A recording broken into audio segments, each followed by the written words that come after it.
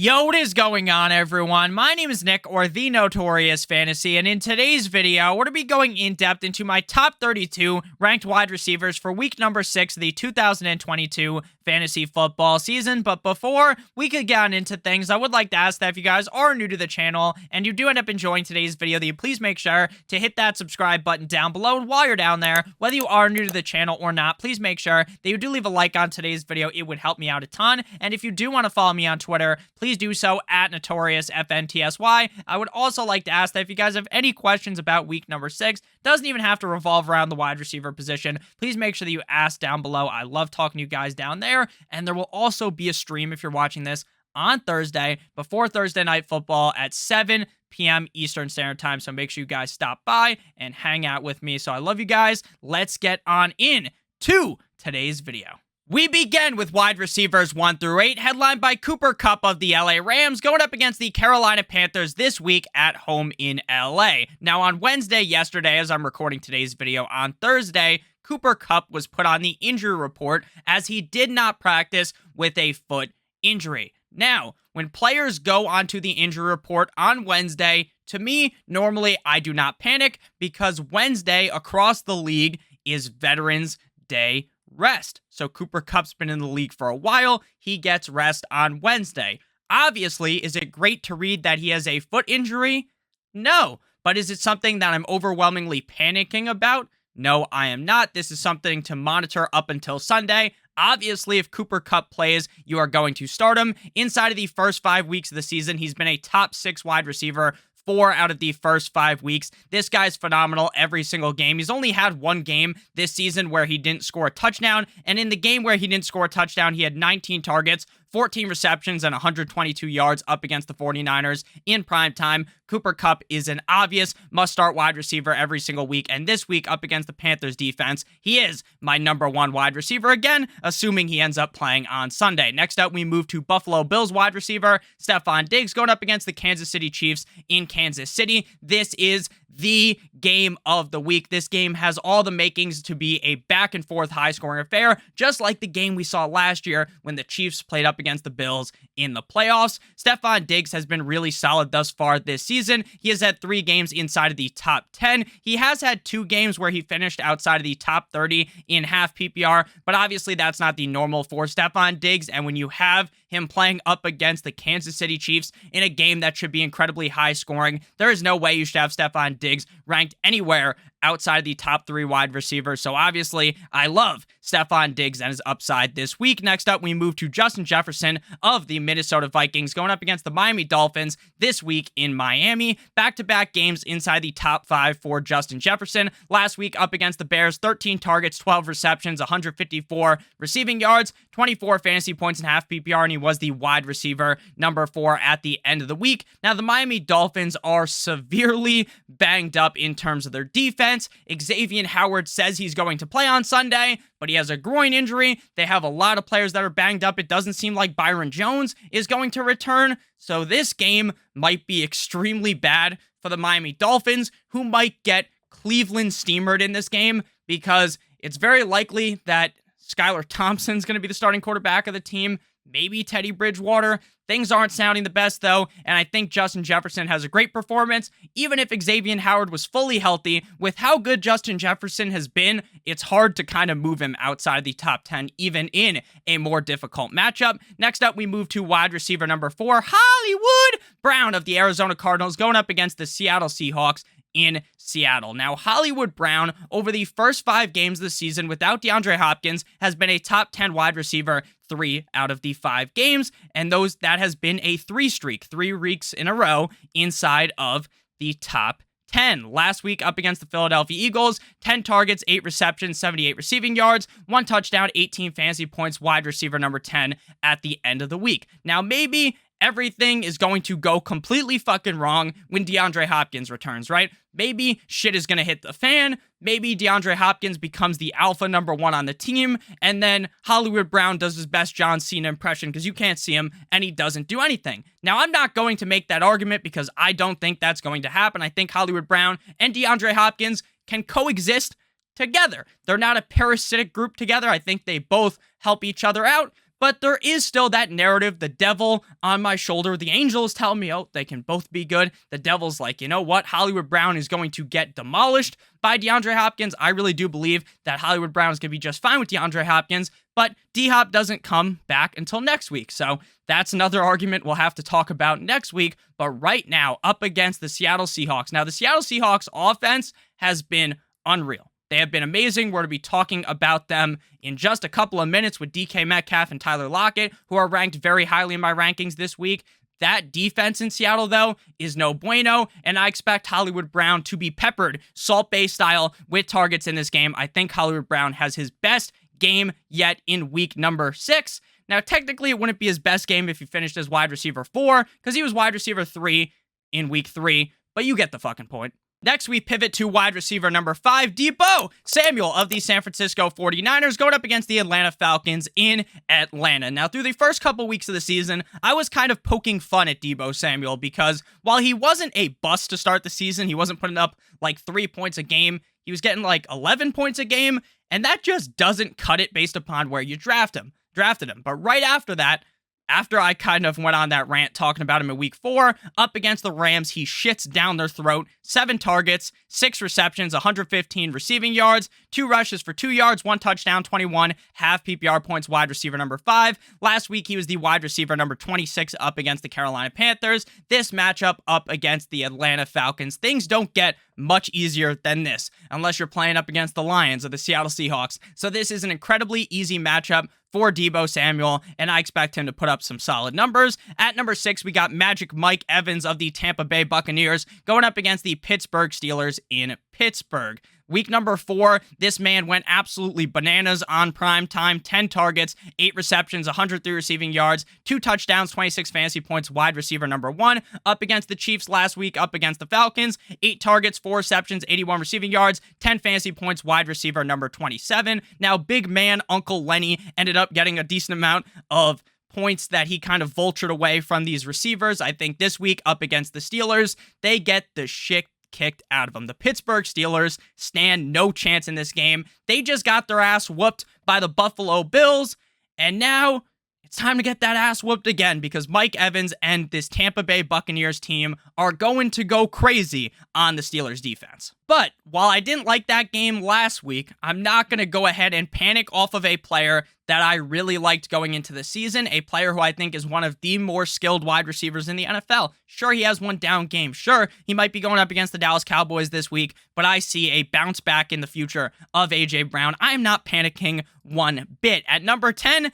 this is a guy you might want to panic on slightly. Tyreek the Freak Hill of the Miami Dolphins going up against the Minnesota Vikings at home in Miami. Now, I talked about this when we were talking about Justin Jefferson. The Miami Dolphins quarterback situation is in dismay for this week. Teddy Two Gloves, Teddy Tuggs, Teddy Bridgewater does practice today on Thursday because he was put in the concussion protocol after he stood up and wobbled on Sunday against the Jets. I think that was a whole crock of bullshit. But at the end of the day, it seems like Skylar might be the starter, but I think if Skylar Thompson is the starter for the team, his leash is going to be incredibly low, and if he starts kind of turning the ball over, making these boneheaded decisions, then Mike McDaniel is going to pull him out and throw in Teddy Bridgewater. Tyreek Hill didn't have all that great of a game last week, but once it went from Teddy to Skylar, 2 plays into the fucking game, you didn't really expect that great of a game. He finishes wide receiver 32, 7 targets, 7 receptions, 47 receiving yards, 2 rushes for 13 yards. I am much less worried about Tyreek Hill than I am with Jalen Waddle. That's why Jalen Waddle is not found in the rankings right next to me here inside of the top 16 because I'm worried if Tua was under center, I'd be banging the drum aggressively. But right now with Skylar or Teddy, I'm a little worried about Waddle. I'm perfectly fine with Hill though because Hill is just going to find ways to get the ball into his hands. Mike McDaniel is going to draw up plays for Tyreek Hill. At number 11, we have Mike Williams of the LA Chargers going up against the Denver Broncos on Monday Night Football. I know everyone loves watching the Broncos on prime time. Now, when it comes to Mike Williams, I don't think Keenan Allen coming back now. It's far from a lock that he returns since the game's on Monday. The information is not going to be the best. We're going to talk about Keenan Allen in a little bit, but if Keenan Allen plays, it doesn't really change my opinion too much on Mike Williams. Mike Williams is one of those players where his ceiling is the fucking tallest building. I say this all the time. The tallest building in Dubai, right? His ceiling is this skyscraper. His floor is the fucking basement. His floor is wide receiver 102, like he was in week 1. But after that, he's been wide receiver 8, 46, 13, and 9. He's a guy that can easily go over 100 yards in any given game. The guy has immense speed. He's on a team with Justin Herbert, the pervert, who wants to throw him the ball. So I like Mike Williams a ton, and I will have to rank him high every week because his upside is so immense, but the downside is always concerning. But it's basically impossible to bench him because of how good he could do if he hits that upside. Next up, we got another wide receiver in that game, Courtland Sutton of the Denver Broncos, going up against the LA Chargers in LA. Now, despite the fact that Russell Wilson has looked like he just has not looked like what Russell Wilson was in the past, right? He looks fucking awful. And there's no way to sugarcoat it. There's no way to talk nicely about Russell Wilson at this point. Sure, after the first 2-3 games, you could have been like, whatever, right? Russell Wilson, he's gonna figure it out, blah, blah, blah. But now we're in week 6. Now there's no growing pains, right? You're 6 fucking weeks into the season. Now, despite all of this bad with Russell Wilson and everyone making fun of Mr. Unlimited, Courtland Sutton has been good. Wide receiver 37, 15, 20, 18, and 30. He's still seeing a very high target share in the offense, 11 targets, 7, 10, 11, and 7 targets through the first 5 games of the season. So I'm definitely fine rolling him out there. It's just hard to see him finish inside the top 5 because of how bad Russell Wilson has looked. At number 13, we've got Tyler Lockett in my pocket. Skirt! Wide receiver of the Seattle Seahawks going up against the Arizona Cardinals. Now, it is undeniable at this point that Geno Smith isn't good, right? We all know at this point that Geno Smith looks good. Now, could the wheels fall off eventually? Maybe, because I don't think anyone thought Geno Smith would be this good. Again, I really don't even think his family thought that he would be this good, but it is what it is. Lockett's looking great. That ball that Geno threw to Tyler Lockett when he scored that touchdown, or one of his 2 touchdowns, because he scored 2 touchdowns last week, over 100 yards, 6 targets, 5 receptions, wide receiver 3, it looked like it was a Russell Wilson throw, where it hit him right in the... Now, because there's I'm stuck in a frame, can't necessarily see, but he throws it right in the breadbasket. I just touched the mic a little bit. He threw it right into the breadbasket. It was beautiful. It was like a throw from Russell Wilson. Geno Smith is looking crazy. Lockett is looking great. And again, this matchup has all the makings to potentially be an incredibly high-scoring game. Next up, we move to CeeDee Lamb of the Dallas Cowboys going up against the Philadelphia Eagles. Now, with Cooper Rush under center, I was definitely worried going into those couple of games that we're going to have to see Cooper Rush because I wasn't sure how good that would be for CeeDee Lamb, but Lamb has finished inside the top 10 twice through those games. He continues to be force-fed the ball by Cooper Rush. My biggest worry about Lamb and why he's ranked as wide receiver 14 and his consensus right now wide receiver 11 on Fantasy Pros is because of the fact that Darius Slay is going to be on his ass, and Darius Slay has played amazing, and I think Cooper Rush might make a couple mistakes up against Darius Slay. I'm still playing CeeDee Lamb, but my confidence level is not at an all-time high. At number 15, we've got Gabe Davis of the Buffalo Bills going up against the Kansas City Chiefs in Kansas City. If you remember the last time Gabe Davis played up against the Kansas City Chiefs, he shit down their throat. But I know last week, going into the week, people were nervous about Gabe Davis. They're like, Nick, should I start this guy or Gabe Davis? And I think I answered a majority of questions on the live stream on Sunday. Make sure you check out the live stream tonight, Thursday Night Football, 7 p.m. Eastern Standard Time. But I answered a lot of questions for Gabe Davis. I said, you know what? Gabe Davis has been banged up when he's wide receiver 66 and 86. Gabe Davis is coming back, and I'm going to keep playing him because I know that when this motherfucker is healthy, his upside is amazing. And he was amazing last week. Wide receiver number 1, 6 targets, 3 receptions, 171 receiving yards, 2 total touchdowns, 31 fantasy points in half PPR, and now he gets this super high scoring matchup up against the Kansas City Chiefs. And honestly, I had to restrict myself. Because initially, I had Gabe Davis as like wide receiver fucking 10. I moved him down to wide receiver 15. Wide receiver 15 is still higher than the expert consensus is wide receiver 17. I really like Gabe Davis this week up against the Chiefs. Wide receiver 16 to close out the top 16 before we pivot into the next grouping of wide receivers. Godwin is currently dealing with a hip injury on top of a knee injury that he battled through last week. And according to what I'm reading here on Fantasy Pros, we need practice reports to diagnose his playing time, and his routes dipped down to 51.9%. last week. There is a chance that he might sit this week.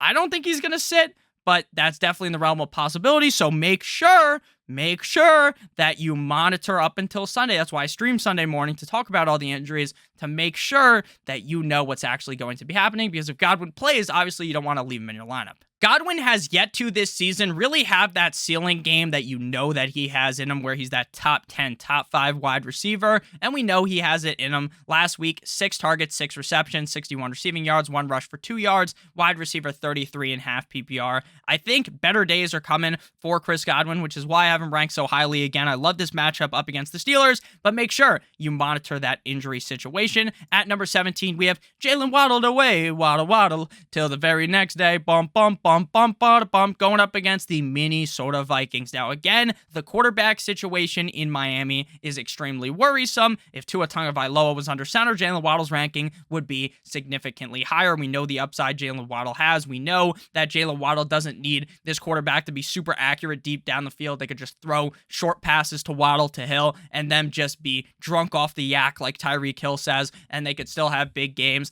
But I am just worried about the fact that Skyler isn't very good. At number 18, we have Christian Kirk of the Jacksonville Jaguars. 2 bad games in a row after his first 3 games were inside the top 20 in half PPR at the wide receiver position, but he's still getting targets. I understand against the Philadelphia Eagles he struggled. Against Houston, he struggled mightily. He was wide receiver 94 last week, but I'm not selling out this quickly, right? I didn't see what I saw the first 3 weeks. I didn't see what I saw in training camp of Christian Kirk looking really good for me to just be like, oh, fuck, 2 bad games, get off my team, and then just kick Christian Kirk directly in the ass onto the bench. That would make no sense. The Indianapolis Colts defense looked good last week, but that's just because Russell Wilson and the Denver Broncos are a unmitigated fucking disaster. So I fully expect Christian Kirk to step it up big time and have a great game up against the Colts. At number 19, we have Jakobi Meyers of the New England Deflatriots going up against the Cleveland Browns this week. Now, Jakobi Meyers currently has a questionable tag on him, and I can't really find anything. It's probably from the knee injury that was dating back to last week and why he missed those 2 games, week 3 and week 4. That's all I'm seeing right now. It's my assumption, but I'm playing him.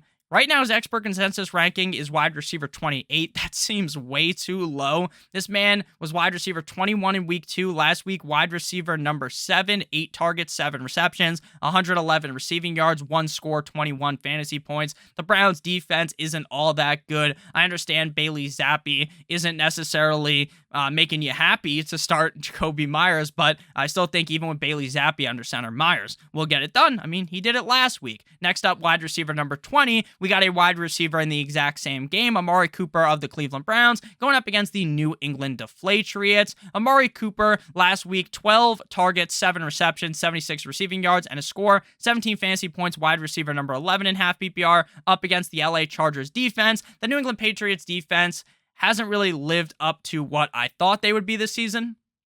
Now, obviously, they shut down the Lions, but we all know that Bill Belichick owns Jared Goff, so I think Amari Cooper has another great game. He's already had 3 games inside of the year, inside of the top 12. He's been pretty boom or bust, though, because he's had 3 games inside the top 12, and he's had 2 games, the other 2 games, outside of the top 80 at the wide receiver position. I just think Amari Cooper gets it done here. I think he has a pretty decent game. He seems like, while he is technically boom or bust, he does seem a little bit safe, in my opinion. Next up, we got Michael Pittman Jr., MPJ of the Indianapolis Colts, going up against the Jacksonville Jaguars. Now, consensus has him wide receiver 16. I've got him at wide receiver 21. And if I'm being honest with you, I am starting to get nervous about Michael Pittman. Now, it has nothing to do with his skill set. I think he is an incredibly talented wide receiver. And I think if Matt Ryan wasn't an absolute fucking garbage can at the quarterback position, then Michael Pittman Jr. would be better off. That offensive line is getting plowed left and right during the game. The offensive line that I thought was going to be really good has been a turnstile. I feel bad. We need to be saving Private Ryan, because Matt Ryan is just, dude, when he gets hit too, he is the worst looking guy after getting hit, because he looks like he literally died sometimes. Like, you'll see him just on the ground, like mangled, and it looks like they're going to put that fucking tape around him. You know when someone dies like on the street and they put the tape around the body? That's what it looks like they're going to have to do to Matt Ryan. Like, it's truly sad. I mean, the Jaguars defense isn't the best, but the Jaguars defense has proved this season to be a little bit better than what most people would think. So while I'm playing Michael Pittman this week, definitely, not as positive as I was early on in the season. I mean, week 1, this guy was the wide receiver number 5 in fantasy football. It's been kind of downhill since there. Wide receiver 22, Deontay Johnson of the Pittsburgh Steelers, going up against the Tampa Bay Buccaneers. Now, in the offseason, I was a big Deontay Johnson guy. I was banging the drum aggressively. I said, doesn't matter if it's Pickett, doesn't matter if it's kissing titties Mitchell Trubisky, because guess what? Deontay Johnson gets targets. He is a target hog, and that's been true. Week 1, 12 targets. Week 2, 10, 11, 4, down game up against the Jets. But week 5 against Buffalo, 13. The issue has been is that Deontay Johnson's strong case of the dropsies, a case of the butterfingers, has came back. Now, this matchup up against the Bucs is tough. And Deontay Johnson is clear right now is sitting with a questionable tag. Again, I can't really find anything on why he's questionable, so I assume he's going to play. Look, I mean, it seems like we've seen a lot of bad out of Deontay Johnson, and it's bound to get better. I don't necessarily love this matchup up against the Bucs, and I'm starting to think that pretty soon we're going to have to start ranking Pickens ahead of Deontay Johnson. But right now, I'm still riding with Deontay Johnson in the top 24. He's only finished inside of the top 30 once this season, but he's been getting so many targets, I feel like the pendulum's going to shift for Deontay Johnson. Number 23, we got Titty Boy T. Higgins of the Cincinnati Bengals. Now, T. Higgins' ankle was not in uniform in Thursday's practice, which definitely makes me concerned. Now, I have Higgins ranked inside the top 24 because there's going to be a narrative on Sunday if he plays where I'm going to have to rank him inside the top 24 because of how fucking talented he is. And then I'm going to have to realistically understand that, hey, this guy might put up a dud, but if I bench him, he could be a top 5 receiver. We've seen him finish inside the top 5 already this season. The last game where he was actually playing up against Miami, 124 yards, 7 receptions on 9 targets, 1 touchdown, 22 fantasy points, wide receiver number 3 in half PPR. Now, I'm definitely very concerned about T. Higgins. And if Higgins does not play, you should elevate Tyler Boyd inside of the top 32 of your rankings. But again, today's Thursday. Nothing's final yet. We'll have a lot more information as we get closer to Sunday. 24, we got Keenan Allen. I have absolutely zero confidence that Keenan Allen's going to play. But for weeks, it seemed like he was close to coming back. Like, oh, this is going to be the week. It's week 3 against Jacksonville. He's going to come back. And then, nope. Oh, it's week 4 up against the Texans. He's coming back. Nope. Week 5 against the Browns. Nope. Now it's week 6 against the Broncos. Broncos country. Let's ride. Like, I don't really feel confident saying he's going to come back, but I feel like, again, you kind of just have to rank these guys in the top 24 because there's really no way if Keenan Allen returns that you're going to sit him. Next up, we move to wide receivers 25 through 32. But before we can get on into this, I would like to ask that if you guys have ended up enjoying this far, we're like 25, 30 minutes deep in this thing. Make sure you hit that like button as well as that subscribe button down below. It would help me out a ton. So Devontae Smith has been very up in the air. Wide receiver 133. Wide receiver 30, 1, 73, and 15. A.J. Brown had a stinker last week, and Devontae Smith played really good. Up against the Arizona Cardinals, 10 receptions on 11 targets for 87 receiving yards, 14 fantasy points, wide receiver number 15 in half PPR. Up against Dallas, again, the matchup isn't the most positive, but I could still see Devontae Smith having a great game. This Philadelphia Eagles offense is clicking on all cylinders. Jalen Hurts is looking like he might end up winning MVP of the National Football League, so I definitely like Devontae Smith, and I think you're a little foolish if you haven't ranked anywhere outside of the top 32. 26, we have Chris Olave of the New Orleans Saints going up against the Cincinnati Bengals, another player that could end up not playing this week. He did get concussed in week number 5. He was ruled out of that game up against Seattle. He played good before his concussion.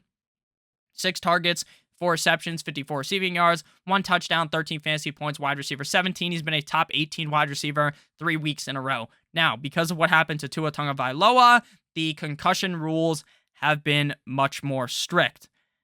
I'm being honest with you, I'm not a fucking doctor. I'm as much of a doctor as Johnny Sins or one of the other dudes you watch on the hub pretend to be a doctor. But look, if this was some other year, if this was, for instance, last year, I think there's a good chance Olave suits up on Sunday. I think now then I'm a little less confident. Now, again, I'm not a fucking doctor. I talk about fantasy football on the internet. I'm a doctor. Technically, I'm a doctor. I've got my doctorate in fantasy football, obviously. Not actually, though. I only have a bachelor's degree in history. But hey, Chris Olave does appear like he could play again. It is very up in the air, but you can't have him ranked super low because if he plays and Michael Thomas doesn't play, Jarvis Landry doesn't play, then even with the red rifle Andy Dalton under center, we could see a huge game out of Chris Olave. At number 27, we have AT, Adam Thielen. No one calls him fucking AT, let's be honest. Adam Thielen of the Minnesota Vikings going up against the Miami Dolphins in Miami. Wide receiver 68 last week, and he started off the season slow, but in week 3 and week 4, he was a top 25 wide receiver. Again, if this Dolphins defense is banged up, you kind of want to rank Thielen pretty high. I just fucking sneezed, so I had to cut the video. I think a better nickname for Adam Thielen, now that I've kind of thought on it, I've thunk on it while I was kind of sitting here blowing my fucking schnoz. AT-AT? It's a pretty fire name. It's like, that's what they call a thing in Star Wars, right? I think so. But back into the actual video. Adam Thielen's been getting more targets. Like week 1, he was invisible, only 4 targets, but 7, 8, 9, 7 in the last 4 games. He didn't play good against Chicago, and like that's like the easiest matchup, one of the easier matchups on earth, of course.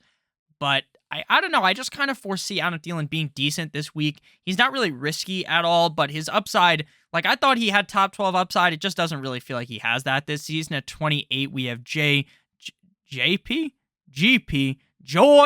Pickens of the Pittsburgh Steelers, current ECR expert consensus rankings, wide receiver at 37. So I got him basically like 10 spots higher as my wide receiver number 28. George Pickens was the wide receiver 22 last week, wide receiver 20 up against the Jets in week number 4. At this point, I think we kind of just have to kneel to George Pickens, like in Game of Thrones when you bend the knee, you know? We got to bend the knee to George Pickens because 2 weeks in a row inside the top 24, back-to-back weeks with 8 targets, 6 receptions, over 80 receiving yards.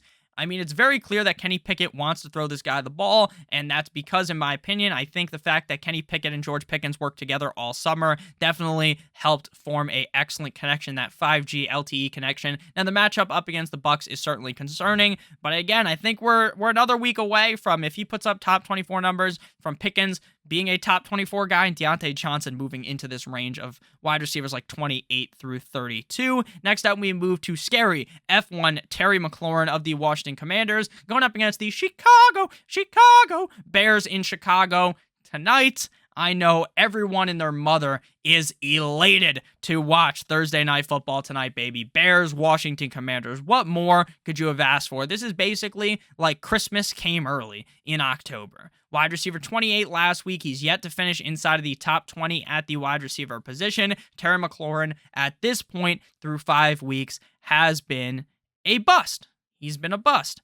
Has he been awful? Not really, except for that week against Dallas where he was wide receiver 8. He hasn't been awful, but he hasn't lived up to the expectations many had on him. Now, I was not someone who was overwhelmingly in on Terry McLaurin. I've been a Terry McLaurin guy since he was drafted, but I've kind of realized to just cut my losses, right? Every year I draft him expecting things to get better. I expect the quarterback to help him, and then he always gets dealt a shit hand with the quarterback position. This year's nothing different with Mr. Carson Wentz. Carson Wentz is dealing with an injury right now that doesn't sound good at all. This game, though, the fucking total is like 38 points. That's so low. Like, I think McLaurin's an okay start, but again, nothing I'm clamoring for. Wide receiver 30, Drizzy Drake London. Now, I like Drake London, the player. I hate this matchup up against the 49ers, just like I didn't like the matchup last week up against the Bucs that much. 7 targets, 4 receptions, 35 receiving yards, wide receiver 60.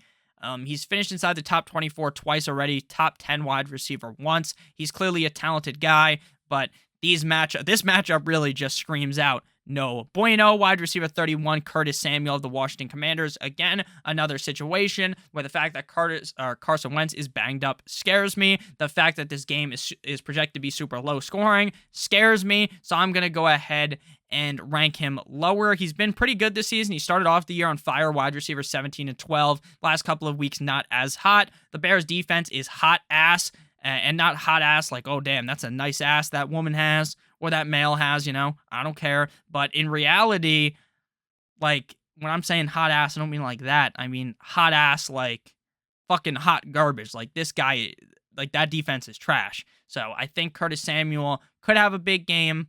But again, do you really want to bet on that against the Bears in the super low scoring game with Wentz banged up? Probably not. Wide receiver 32, I did some mental gymnastics on trying to rank Allen Lazard and Romeo Doubs. I wanted to put them both in the top 32, but Doubs, sadly, like a cuck, watching from outside. Wide receiver 33, Lazard 32, wide receiver 24, up against the Jumbo Jets. Last week, week 5, 8 targets, 4 receptions in London, 35 receiving yards, a touchdown. He scored a touchdown in 3 of 4 games. He's been a top 24 wide receiver twice, inside the top 32 3 times. He's earned his spot inside of the top 32 at the wide receiver positions. Thank you guys all so much for watching today's video. If you did end up enjoying, make sure you hit that like button as well as that subscribe button down below. It does help me out a ton, and do make sure that you guys do go ahead and check out DraftKings. If you are brand new, again, you bet $5 on any sport pregame money line, and you will receive $200 if that bet wins. $200 in free bets. Again, the bets I like the most: Texas money line against Iowa State, Ole Miss money line against Auburn if you want to do the NFL, which is a little bit more risky, Rams up against the Panthers, or Buccaneers up against the Pittsburgh Steelers. Make sure you guys check that out. Link on in the description as well as in the pinned comment. I love you guys all so much. I hope that you guys all have a great rest of your guys' day, and as always, good boy.